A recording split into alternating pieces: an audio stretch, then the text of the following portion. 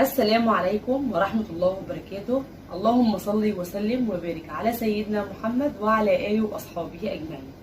يا رب دايما تكونوا بخير وفي صحة وفي أحسن حال. وأهلا وسهلا بحضراتكم جميعا فيديو جديد. فيديو النهارده يا جماعة هنشوف مع بعض فتاة مصرية متزوجة من جزائري بتشيد بأخلاق وكرم الشعب الجزائري.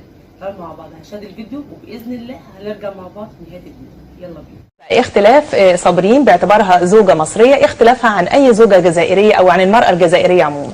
أعتقد أنه المرأة الجزائرية عموما، وأنا أقول دائما إلى أنه المرأة الجزائرية اليوم مع احترامي لكل الجزائريات يعني ولكل الأخوات الجزائريات إلى أنها تغربت كثير عن ثقافتها. ربما أعتقد أنه هذا يعود إلى قربنا من أوروبا، أو ثانيا ربما يعود ثانيا حتى العقلية التي ورثناها على الاستعمار الفرنسي. لكن المرأة المصرية الجميل فيها إلى أنها ما زالت متمسكة بشرقيتها. أيوة وأصالتها. نعم وعاداتها وتقاليدها. نعم العربية الأصيلة. أنا أقول من خلال هذا المنبر، إذا يسمحوا لي الأخوات الجزائريات، أنا أقول وأتمنى للأخت الجزائرية إلى أنها تنتمي أكثر لأصالتها، تنتمي أكثر لثقافتنا الجزائرية، وتعود أكثر الجيل جميلة بحيرة، جيل جداتنا أمهاتنا اللي واكبوا حرب ثورة التحرير المظفرة وكانوا جنبا مع جنب إلى أزواجهم في الثورة اللي استطعنا من خلالها إلى أن نكسبوا السيادة الوطنية ونسترجعوا السيادة الوطنية واستقلالنا اللي اليوم رانا ننعموا به كجزائريين وكجزائريات. لو رجعنا تاني طبيعة العلاقة بين زوج جزائري وزوجة مصرية، ينتقل سؤالي هنا للزوجة صابرين واسألك، هل اللغة أو اللهجة الجزائرية وقفت عائق بينك وبين التفاهم مع زوج جزائري؟ الحقيقه لا، يعني انا من اليوم الاول بفهم لهجته، واللي بستغربه ان كل بيقول لي انت ازاي بتفهميه. مش غريبة؟ يعني حتى اسرتي وحصل خلافات كتير بسبب اللهجه، بس هو يكون يقصد شيء او حد من اهلي يقصد شيء تاني يقع الخلاف. لا انا بفهم لهجته، رغم ان متهيألي انت ما عشتيش في الجزائر قبل كده او ما اختلطتيش بجزائريين كتير عشان تتعرفي على اللهجه الجزائريه، ولا ايه؟ هو الحقيقه يعني مش كتير، حتى كل اللي قابلتهم من الجزائر قبل كده من العاصمه، يعني مناطق مختلفه خالص عن المنطقه اللي منها زوجي كريم. لكن بصراحه لا، ما كانش فيه اي مشكله خالص. وبعدين في البدايه كان هو صبور قوي عليا.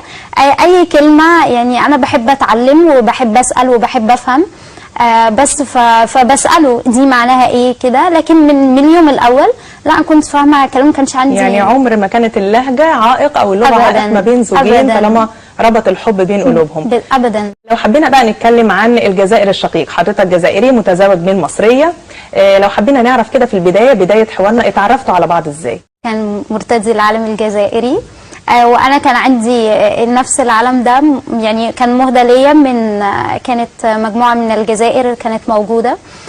فانا قلت له انا عندي نفس الشال بتاعك. بس فوقتها كان تصادف على طول بعد كاس الامم الافريقيه، وكانت الجزائر فازت بيه في 2019. فقال لي مؤكد نصرة المنتخب الجزائري، فقلت له لا. فهي دي بقى كانت الصدمه. فاضطر بقى يرجع، انا كنت واقفه على السلم وهو كان تحت، فطلع ليه. فبدا بقى الحوار من هنا بس، واتكلمنا سوا. وفي نفس الوقت يعني رغم ان هو انزعج شويه من لا او ليه، كان ردي شويه كان سخيف، لكن ده فتح مجال الحوار بعد كده. او ان هو يكون عنده فضول يعرف ايه السبب وايه الشخصيه دي وازاي قالت لي لا. لو حد تاني كان قال له يعني مجامله ليه، لكن قال لا، وكان هنا بقى بدايه الحوار. تمام. وبعد كده تلاقت طبعا القلوب وتم الزواج. يعني ما خفتيش من فكره ان انت ترتبطي بحد مش مصري، حد من جنسيه اخرى مش مصريه؟ هو الحقيقه السؤال ده انا اكتر سؤال بتساله. يعني هو انا اصلا يعني الجنسيه ما كانتش هي الحاجه الاساس بالنسبه لي قبل ما اعرف كريم او بعد ما عرفته. يعني انا ارتبطت بكريم وحبيت كريم، حبيت شخصيته جدا. في الاول جذبني ان هو شاعر وان هو انسان، يعني انسان بيحس بكل الناس حواليه، حد طيب خلوق جدا. فده اللي خلاني ارتبط بيه اكتر. اما الجنسيه انا شايفه ان هي لا، مش سبب. يعني احنا الحمد لله قصه حبنا يعني اتحدد كتير قوي وتخطت كل الحدود وكل العبور. يعني هي الشخصيه نفسها هي اللي بتحكم التواجد مع الشخصيه، خاصه لو الشخصيه مختلفه. يعني زي ما قابلت كريم كده بالظبط ولقيت شخصيه مختلفه. لو حبيت انتقل بنفس السؤال للاستاذ كريم دزيري، ما خطرش على بالك يوم ان حضرتك ترتبط بزوجه من دوله تانية غير بلدك، غير الجزائر؟ والله هذا سؤال يعني جميل. أنا حبيت نوصل حاجة، نقول باللي إلى أنه الجنسية عمرها ما كانت هي الفيصل، ولا العمر ولا السن ولا. أنا كجزائري يعني ولا كشاب يعني كنت بدور على، وهذا هي أعتقد أنه هذا هي سنة الله حتى في الزواج، يعني إلى أني كنت بدور على الإنسانة اللي تكملني هكذا. الزواج هو نصف آخر، يعني كل واحد يدور على نصف الآخر. لما التقيت صابرين يعني بالإضافة إلى أني أنا أخذت عقلي وأخذت قلبي بشخصيتها أولا القوية. أنا أول حاجة عرفتها فيها، خاصة إلى أن شخص يعني سألته خلاص ما وقفش عند مجاملة، مباشرة أعطاك رأيه. يعني قال لك أنا أعتقد أنه حبي للجزائر ولا حبك لمصر ماهوش لا تلخصه مباراة كرة قدم هكذا، وهذا هو الجميل في ردها. لا قالت لي لا هكذا، قالت لي أنا بنصر المنتخب المصري، ما بنصرش منتخب آخر ما عدا المنتخب المصري. وهذا جميل، وهذا جميل جدا. يعني أنا هذاك الوقت هذاك السؤال أول سؤال طرحته، لو كانت غير صابرين أول حاجة لو خلاص مجاملة لك راح أقول لك نعم وهكذا. ومثل ما يقولوا اللي في القلب في القلب، وهذا هو الجميل. صابرين عن جد أنا أقول إلى أنه صابرين هي نموذج جميل جدا للمرأة المصرية. أولا أنتم متجوزين بقالكم كام سنة؟ احنا لسه يعني عروسة جديدة بقالك قد ايه؟ شهرين. لسه ألف مبروك. الله يبارك في حضرتك. طيب أخبار المطبخ إيه؟ وهل المطبخ جزائري ولا مصري؟ كلميني عن موضوع المطبخ. هو الحقيقة يعني أنا بحب الأكل المصري جدا، وطول حياتي ما عنديش استعداد أجرب أي أكل غريب أو أي أكل تاني. حتى الأكل السوري لما دخل مصر المصريين حبوه جدا، أنا مش باكله خالص أبدا. فالحقيقة بقى في المطبخ يعني طبعا يعني قبل الزواج وكده كان في فتره طويله قوي احنا كنا مخطوبين، وبعدين كتبنا الكتاب، فكنت على طول يعني اعمل في البيت وكريم ياكل وكده. فهو ما كانش عنده مشكله في الاكل المصري، بس انا عندي مشكله كبيره جدا في الاكل الجزائري. فالحقيقه بقى احنا في البيت طبعا للاسف الاكل الجزائري ليه ادوات معينه لازم يتعمل بيها، للاسف هي مش موجوده في مصر. يعني مش اي ادوات طهي كده تنفع لطهي او طبخ الاكل الجزائري. بالظبط، لازم نوع حلل معين وادوات معينه، لان هم بيعملوا الاكل بطريقه مختلفه عننا خالص. والمعلومه هم اكلهم صحي، يعني هم اكلهم الافضل. بس للاسف انا يعني ما حبيتوش كله. فاحنا لما حاجه بتعجبنا جزائريه بنعملها، حاجه بتعملها مصريه بنعملها. طب هنا بقى لو هو اكيد يا كريم في اكل جزائري بتتعود عليه وطلبت من صابرين انها لك، زي ايه مثلا؟ لا هي يعني الاطباق الحديثه، يعني خاصه الاكلات الحديثه، يعني صابرين ما شاء الله يعني تطبخ كويس قوي.